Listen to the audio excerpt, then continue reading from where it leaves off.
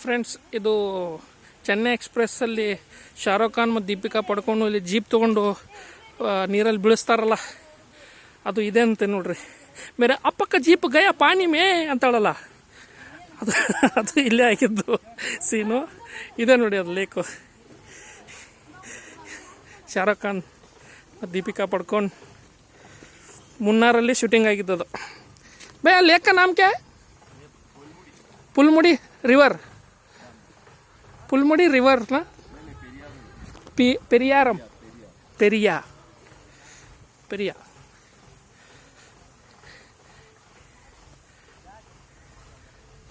इधर जाता है शाहरुख खान का जीप, दीपिका पड़कोन का अप्पा का जीप इधर ही जाता है पानी में.